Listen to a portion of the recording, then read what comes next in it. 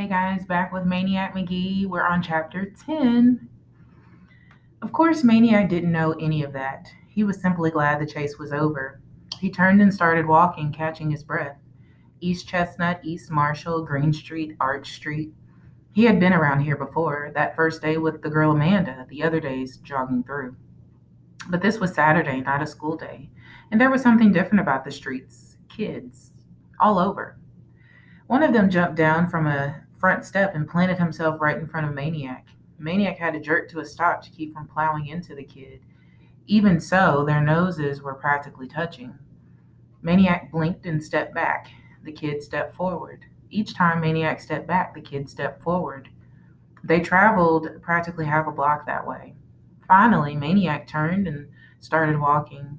The kid jumped around and plunked himself in front again. He bit off a chunk of the candy bar he was holding. "Where are you going?" he said. Candy bar flakes flew from his mouth. "I'm looking for Sycamore Street," said Maniac. "Do you know where it is?" "Yeah, I know where it is." Maniac waited, but the kid said nothing more. "Well, do you think you could tell me where it is?" Stone was softer than the kid's glare. "No." Maniac looked around. Other kids had stopped playing, were staring. Someone called, "Do 'em, Mars!" Someone else, "Waste 'em!" The kid, as you probably guessed by now, was none other than Mars Bar Thompson. Mars Bar heard the calls, and the stone got harder. Then suddenly he stopped glaring. Suddenly he was smiling. He held up the candy bar an inch from Maniac's lips.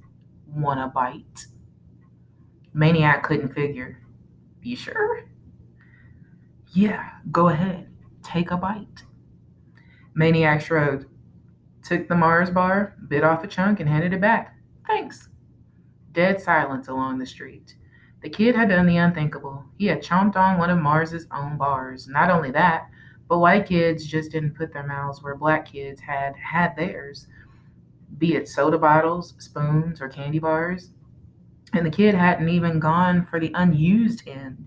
He had chomped right over Mars's bar's own bite marks. Mars Bar was confused. Who was this kid? What was this kid?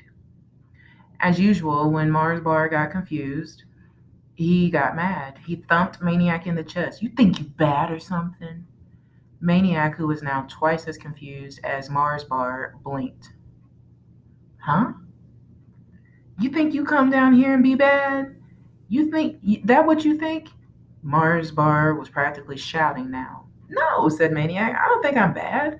I'm not saying I'm an angel either. Not even real good. Somewhere in between, I guess." Mars Bar jammed his arms downward, stuck out his chin, and sneered. "Am I bad?" Maniac was befuddled. "I don't know. One minute you're yelling at me, the next minute you're giving me a bite of your candy bar." The chin jutted out even more. "Tell me I'm bad." Maniac didn't answer. Flies stopped buzzing. "I said, tell me I'm bad." Maniac blinked, shrugged, sighed. "It's none of my business. If you're bad, let your mother or father tell you." Now it was Mars Bar doing the blinking, stepping back, trying to sort things out. After a while, he looked down. "What's that?" Before Maniac answered, "A book."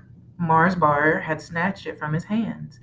"This ain't yours," he said, flipping through some of the pages. "Looks like mine." "It's somebody else's." "It's mine. I'm keeping it." With rattlesnake speed, Maniac snatched the book back, except for one page, which stayed, ripped in Mars Bar's hand. "Give me the page," said Maniac. Mars Bar grinned. "Take it, fish belly." Silence. Eyes. The flies were waiting, East End vultures. Suddenly, neither kid could see the other because a broom came down like a straw curtain between their faces, and a voice said, "I'll take it." It was the lady from the nearest house, out to sweep her steps. She lowered the broom, but kept it between them. "Better yet," she said to Mars Bar, "just give it back to him." Mars Bar glared up at her. There wasn't an 11-year-old in the East End who could stand up to Mars Bar's glare. In the West End, even high schoolers were known to crumble under the glare. To old ladies on both sides of Hector Street, it was all but fatal. And when Mars Bars stepped off a curb and combined the glare with his super slow, dip stride, slump shuffle, well, it was said he could back up traffic all the way to Bridgeport while he took 10 minutes to cross the street. But not this time. This time, Mars Bars was up against an East End lady in her prime, and she was matching him eyeball for eyeball.